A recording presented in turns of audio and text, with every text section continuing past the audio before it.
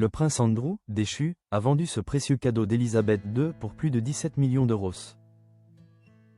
Le couperet royal a fini par tomber, face à l'odeur persistante du soufre médiatique et aux relations toxiques.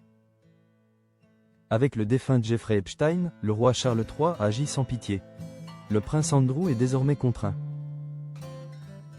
de renoncer à ses derniers titres et de quitter Royal Lodge, sa résidence de 20 ans partagée avec son ancienne épouse, Sarah Ferguson.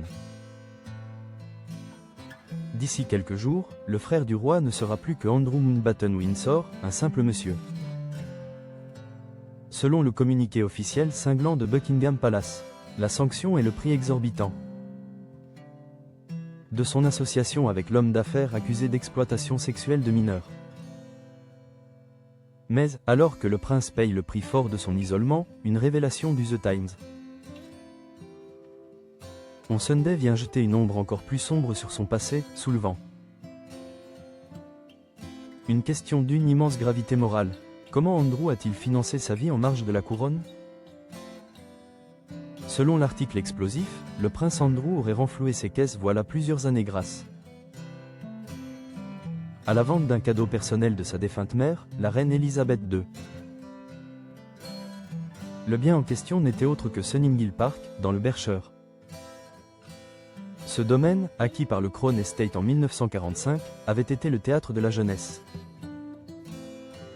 de ses filles et le foyer familial entre 1990 et 2004. L'oncle de Harry et William y avait fait bâtir une somptueuse demeure en 1986. L'opération, conclue en 2007, aurait rapporté au duc des York plus de 17 millions d'euros. Le dernier acquéreur fut Timur Kulibayev, gendre de l'ancien président du Kazakhstan. Un triste destin pour cette résidence familiale, elle est tombée en ruine avant d'être finalement démolie en 2016. L'acte de vendre un cadeau si précieux de la souveraine, à une époque où le prince était encore un membre senior de la firme, est perçu aujourd'hui comme un signe avant-coureur de son détachement des valeurs royales. Aujourd'hui, l'ancien prince doit affronter non seulement l'humiliation, mais aussi une dépendance financière totale vis-à-vis de son grand frère. Privé de tous ses titres royaux et du faste de la couronne, Andrew ne jouit plus du soutien économique institutionnel. Selon les informations recueillies par The Guardian, le roi Charles III lui versera dorénavant une indemnité de logement ponctuelle dont le montant se chiffrerait en 6 chiffres. Ce petit coup de pouce financier, froidement calculé, est destiné à couvrir les frais de son déménagement forcé vers Sandringham, dans le Norfolk. Mais le sacrifice de Charles III ne s'arrête pas là.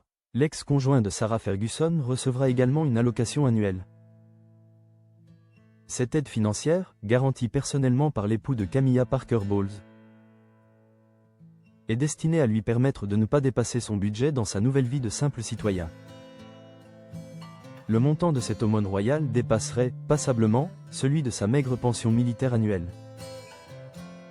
Estimée à 20 000 livres. C'est la preuve la plus éclatante de la déchéance. Le prince, autrefois habitué au luxe des résidences offertes par la couronne et aux jets privés,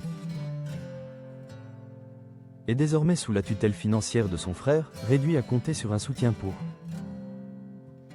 ne pas dépasser son budget. La saga du prince Andrew est passée du faste à l'humiliation, le transformant en un fardeau que la monarchie s'efforce désormais de dissimuler avec une indemnité.